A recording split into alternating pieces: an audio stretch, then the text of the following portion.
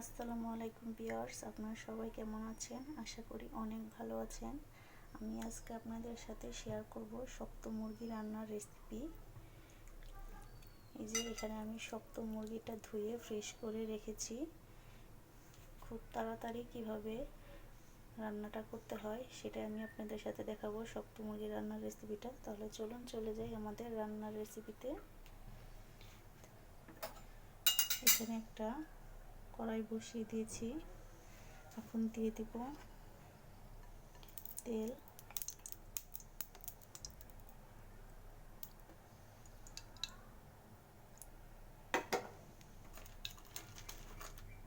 এখন দিয়ে দিব একটা তেজপাতা, গরম মশলা,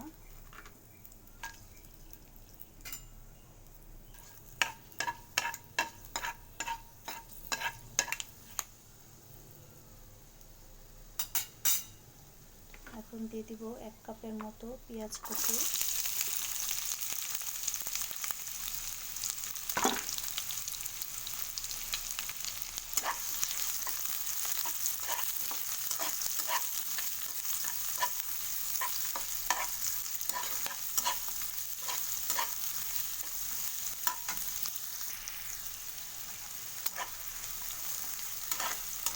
পেঁয়াজটা আমরা ব্রাউন কালার করে ভেজে নেব।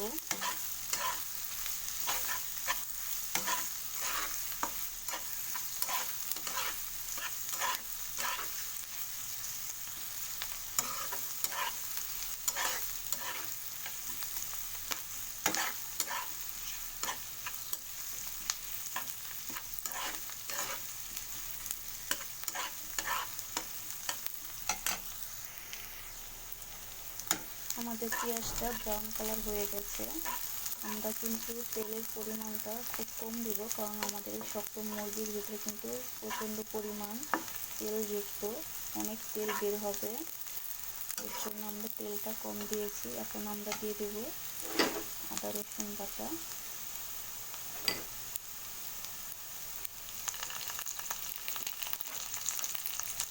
আমি এখানে 2 টিস্পুন আদা রসুন বাটা দিয়েছি এবং সব মশলাটা দিয়ে দিলাম। আমার এখানে 1 টিস্পুন হলুদের গুঁড়া, 1 টিস্পুন ধনিয়া গুঁড়া এবং 2 টিস্পুন মরিচের গুঁড়া, 2 টিস্পুন লবণ দিয়ে আমরা মশলাটা কষিয়ে নেব।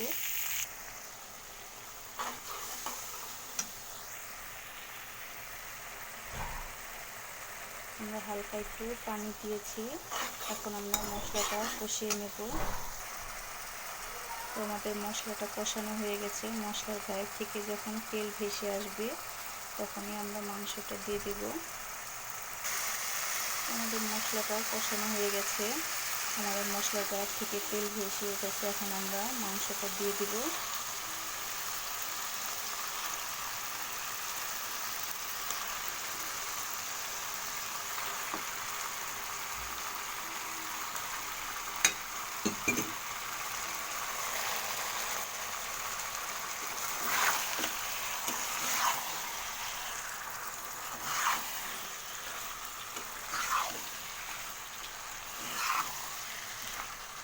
ভালো মতো মশলাটা মাংসের সাথে মাখিয়ে দেব।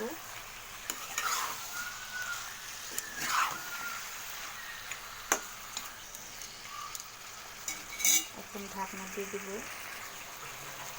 সামান্য একটু পানি দেব যাতে মশলাটা নিচে থেকে লেগে না যায়।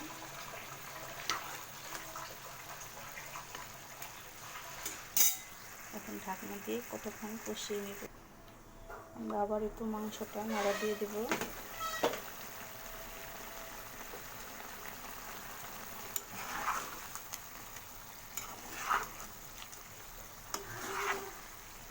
ভিউয়ার্স বন্ধুরা, আপনাদের আমি আবারও বলছি, হাড়যুক্ত মাংস এবং শক্ত মাংস বলেন বা কক মুরগি বলেন, যেটাই বলেন আপনারা, এই মাংসটা রান্না করার সময় প্রথম কিন্তু তেলের পরিমাণটা খুবই কম দিতে হবে।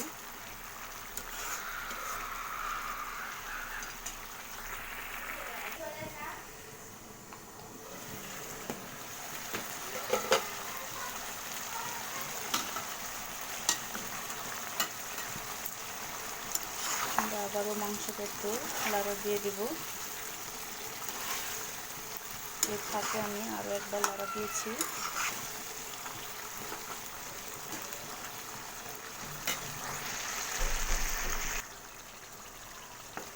আমাদের মাংসটা কষানো হয়ে গেছে। আমাদের মাংস থেকে যে পরিমাণ পানি বের হয়েছে তা শুকিয়ে গেছে। এই যে মাংস থেকে কিন্তু প্রচণ্ড পরিমাণ তেল বের হয়েছে। এখন আমরা দিয়ে দিব পানি। এখন দিয়ে দিব গরম পানি। ভিউয়ার্স, আপনারা কিন্তু সবাই গরম পানিটা দেওয়ার চেষ্টা করবেন, ঠান্ডা পানিটা কিন্তু দিবেন না।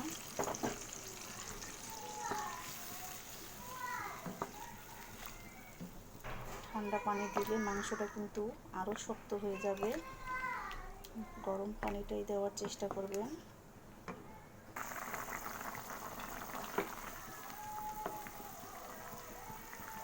এখন দিয়ে দেব 1 চামচ জিরার গুঁড়া।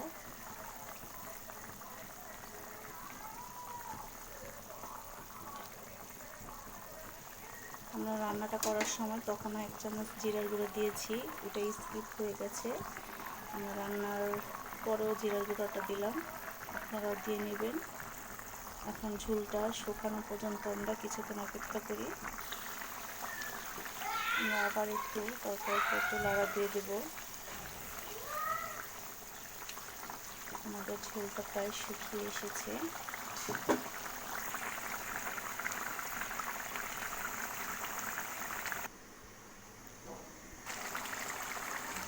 এই তো আমাদের শক্ত মুরগি রান্নার রেসিপিটা হয়ে গেছে। আমাদের ঝোলটা শুকিয়ে এসেছে, আমরা এরকমভাবেই রাখবো। এখন আপনাদের সামনে নামিয়ে পরিবেশন করে নিয়ে আসছি। এই তো আপনাদের মাঝে পরিবেশন করে নিয়ে আসলাম শক্ত মুরগি রান্নার রেসিপি। আমাদের রান্নাটা হয়ে গেছে। আপনারাও অবশ্যই এভাবে ট্রাই করে দেখবেন, খুব খেতে ভালোই লাগে।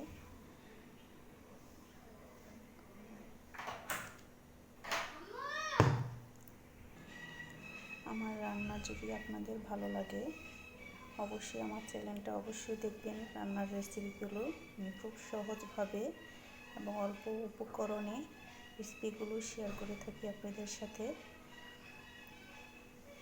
আমার চ্যানেলটা ভালো লাগলে অবশ্যই আমার চ্যানেলটা সাবস্ক্রাইব করবেন, লাইক কমেন্ট শেয়ার করবেন এবং কমেন্টে আমাকে লিখে পাঠাবেন আমার কোথায় ভুল হয়েছে এবং কোথাও ভুল হয়ে থাকলে আমাকে ক্ষমা করে দিবেন।